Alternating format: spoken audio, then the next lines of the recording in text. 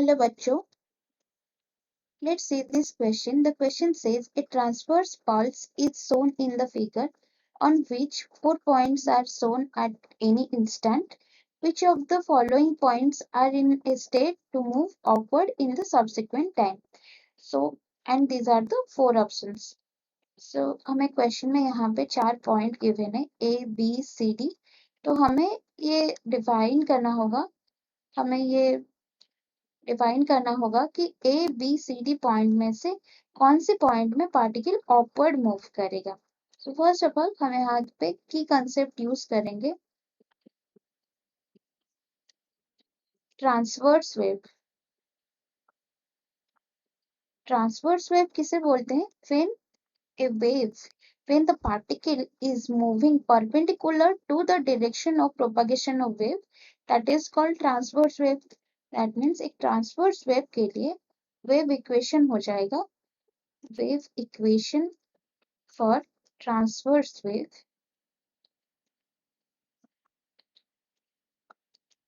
is equal to y is equal to a sin omega t minus kx, which is the sinusoidal wave.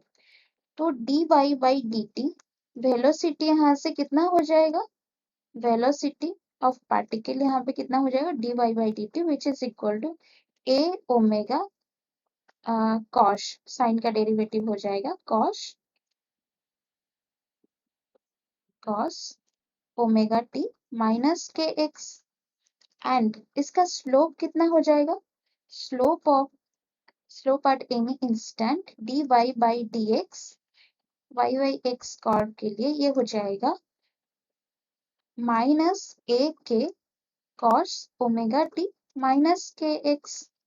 तो हमें यहाँ से क्या पता चला? जो वेलोसिटी पार्टिकल वेलोसिटी है वो proportional to the negative of slope of y by x curve. इस कर्व का नेगेटिव स्लोप के साथ प्रोपोर्शनल है जो पार्टिकल वेलोसिटी है. दैट मीन्स जब पार्टिकल वेलोसिटी हो जाएगा नेगेटिव हो जाएगा, दैट मीन्स वो क्या करेगा? डाउनवर्ड मूव करेगा. और जब वो पॉजिटिव होगा, दैट मीन्स जब पार्टिकल वेलोसिटी नेगेटिव होगा वो क्या करेगा? डाउनवर्ड मूव करेगा.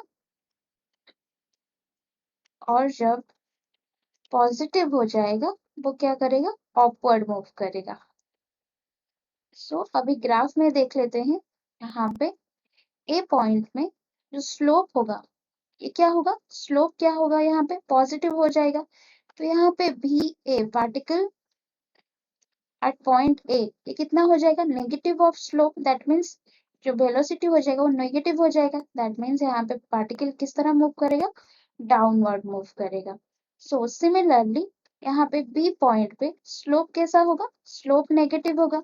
तो वेलोसिटी कैसा हो जाएगा? Negative of slope. That means जो वेलोसिटी हो जाएगा पॉजिटिव हो जाएगा. दैट मीन्स यहाँ पे पार्टिकल कैसे मूव करेगा? अपवर्ड मूव करेगा.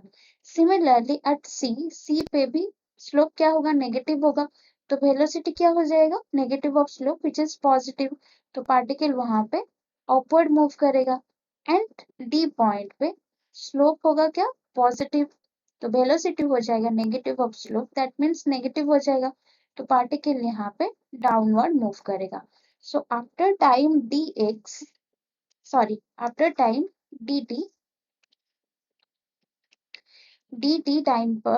dt टाइम के बाद जो वेव का मोमेंट होगा वो इस तरह होगा, इस डॉटेड लाइन की तरह. सो क्लियरली हम यहाँ से इक्वेशन से भी और इस ग्राफ से भी देख सकते हैं कि ए में पार्टिकल किस तरह मूव कर रहा है? डाउनवर्ड मूव कर रहा है. और डी में पार्टिकल किस तरह मूव कर रहा है? डाउनवर्ड मूव कर रहा है. बट एट बी और सी पॉइंट में पार्टिकल अपवर्ड मूव कर रहा है. सो हमारा क्वेश्चन क्या था? Which of the following points are in a state to move upward in subsequent time. तो किस किस पॉइंट पे पार्टिकल अपवर्ड मूव कर रहा है? बी और सी पॉइंट पे. Hence option 3 B and C is the correct answer. Hope you understand it well. Best of luck.